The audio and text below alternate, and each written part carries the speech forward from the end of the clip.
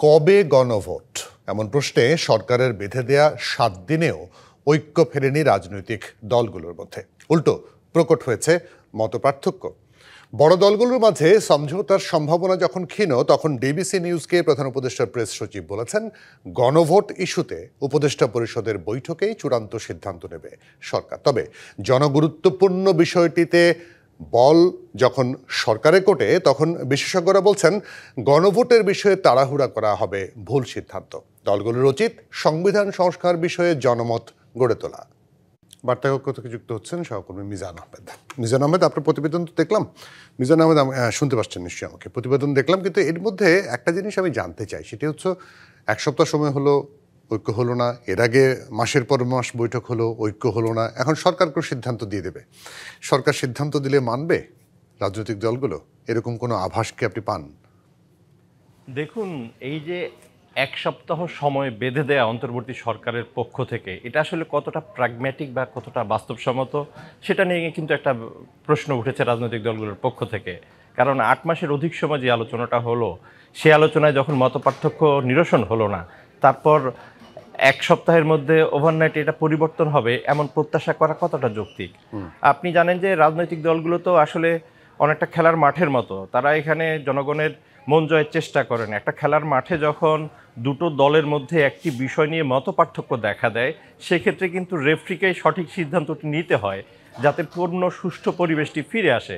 এক্ষেত্রে দায়িত্বটা কিন্তু অবশ্যই অন্তর্বর্তী সরকারের, কারণ এরই মধ্যে তারা দেখেছে যে রাজনৈতিক দলগুলো থেকেও বলা হয়েছে যে কোনো দল যদি আহ্বান করে সেক্ষেত্রে তারা সাড়া দেবেন না, কিন্তু সরকারের পক্ষ থেকে যদি তাদের আবার পুনরায় আলোচনার টেবিলে নিয়ে আসার প্রস্তাব আসে সেটা তারা গ্রহণ করবেন।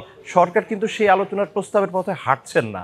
এই এখন সর্বশেষ পর্যন্ত যেটি প্রেস সচিব যেমনটি জানিয়েছেন যে নাইট ইজ স্টিল ইয়াং, অর্থাৎ এখনও তিনি আলো দেখছেন এই অন্ধকার টানেলে, যেখানে একটা সমঝোতার মধ্যে আসতে পারে হয়তো রাজনৈতিক দলগুলো। পাশাপাশি এই সময় যেটা 1 সপ্তাহের যে সময়টা, এটা হয়তো আরও বাড়ানো যেতে পারে। না, বাড়ানো যেতে পারে। বাড়ালোই বা কী হবে? কথা হচ্ছে বিএনপির পক্ষ থেকে যে বড় অভিযোগ, যে এত বৈঠকের পরে যেটা নোট অফ ডিসেন্ট দেওয়া হলো, সেটি বাস্তবায়ন প্রক্রিয়ার মধ্যে নাই। আবার নতুন করে কয়েকটি বিষয় তুলে আনা হয়েছে। তো এই ফাঁকফোকর যদি সরকারই খেলে, তাহলে দলগুলো বা বিশ্বাস করবে কেন?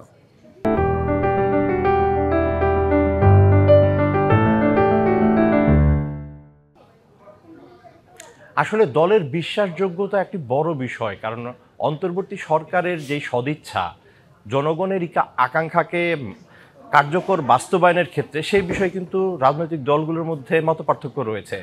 আপনি জানেন যে এই যে গণভোটের বিষয়টি আলোচনা হচ্ছে, কিছুদিন আগে কিন্তু অ্যাটর্নি জেনারেল একটা নতুন ইন্টারপ্রিটেশন দিয়েছেন। সেটি হচ্ছে যে তিনি বলেছেন যে 91 নির্বাচন যেটি হয়েছিল তত্ত্বাবধায়ক সরকারের মাধ্যমে, যেটি সাবেক প্রধান বিচারপতি শাহাবুদ্দিন আহমেদকে প্রধান করে হয়েছিল, সেটি সংবিধান অনুযায়ী হয়নি। গণ অভ্যুত্থান পরবর্তী যে কোনো পাবলিক ডিজায়ার সংবিধানের অংশ হয়, এখানে কোনো বিচ্যুতি থাকে না। কিন্তু পরবর্তীতে দেখা যায় যে সেই জনসমর্থনটা কিন্তু আপনার ধরে রাখতে হয়।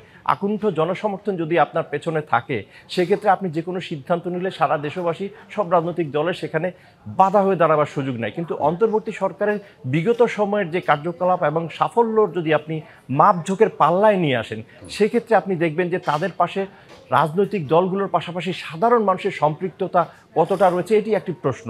আর সাধারণ মানুষের সন্তুষ্টি বর্তমান জীবনে কতটুকু রয়েছে, সেটি আরও বড় প্রশ্ন। তাদের নিরাপত্তা কতটুকু রয়েছে, সেটি তো আরও বড় প্রশ্ন। এই সব মিলিয়ে কিন্তু আসলে একটি অন্য ধরনের একটা পরিস্থিতি রয়েছে।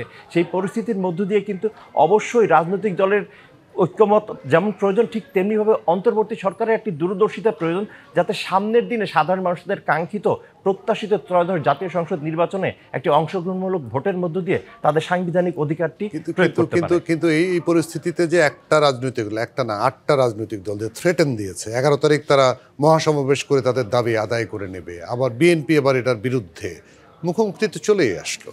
সঠিক সিদ্ধান্ত এই নিয়ে কিন্তু রাজনৈতিক বিশ্লেষকরা বলছেন আসলে অনেকটা কথার লড়াই, অনেকটা রাজনৈতিক স্ট্যান্ড।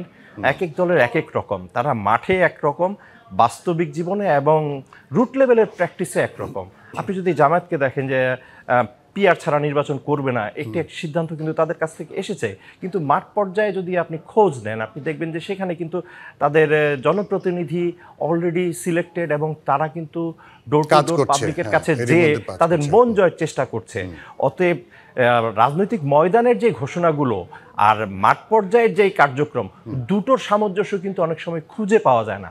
তারপরও এই সিদ্ধান্তগুলো আসে এবং সরকারকে সতর্কতার সাথেই সেই সিদ্ধান্তগুলো মোকাবেলা করতে হবে, কারণ দিন শেষে সাফল্য ব্যর্থতার ব্যাখ্যাটা তাকেই দিতে হবে। জি, একদম পরিষ্কার। মিজান আহমেদ, অনেক ধন্যবাদ, কৃতজ্ঞতা আপনাকে সময় দেওয়ার জন্য আমাদেরকে।